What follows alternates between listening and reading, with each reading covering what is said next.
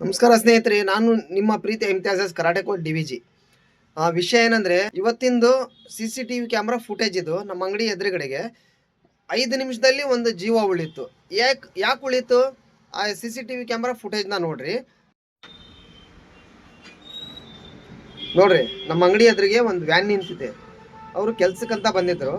ನೋಡ್ರಿ, ಪಾಪ ಆ ಡ್ರೈವರಿಗೆ ಗೊತ್ತಿಲ್ಲ. ಕೆಲಸ ಮುಗಿಸ್ಕೊಂಡು ಈಗ ಅವರು ಹೋಗ್ಬೇಕು ಮುಂದೆ. ಸ್ವಲ್ಪ ರಿವರ್ಸ್ ಹೊಡಿಬೇಕು. ಆ ರಿವರ್ಸ್ ಹೊಡಿಯುವಾಗ ಹಿಂದ್ಗಡೆ ಯಾರೂ ಇರಲಿಲ್ಲ. ಒಂದು 5 ನಿಮಿಷದಲ್ಲಿ ಆಗಲೇ ಒಂದು ಎಮ್ಮ ಬಂದು ತರಕಾರಿ ಪುಟ್ಟಿ ಇಟ್ಟು ವೆಯ್ಟ್ ಮಾಡ್ತೈತೆ, ಆಟೋಗೋ ಬಸ್ಸಿಗೋ. ಅಕಸ್ಮಾತ್ ನಾನು ಆ ಪುಟ್ಟಿ ನೋಡಿ ನಾನು ಆ ಡ್ರೈವರಿಗೆ ಸಿಗ್ನಲ್ ಕೊಡ್ತಿರ್ಲಿಲ್ಲ ಅಂದಿದ್ರೆ ಅವ್ನು ಡ್ರೈವರ್ ರಿವರ್ಸ್ ತಗೊಂತಿದ್ದ. ಆ ರಿವರ್ಸ್ ತಗೊಂಡ್ಮೇಲೆ ಏನಾಗ್ತಿತ್ತು, ಅನಾಹುತ ಎಲ್ಲ ನಿಮಗೆ ಗೊತ್ತು. ಈಗೆಲ್ಲ ಏನು ನಡೀತಿದೆ, ಬಸ್ಸು ಲಾರಿ ಅಡಿಗೆ ಜನ ಹೆಂಗೆ ಸಾಯ್ತಿದ್ದಾರೆ ಗೊತ್ತು.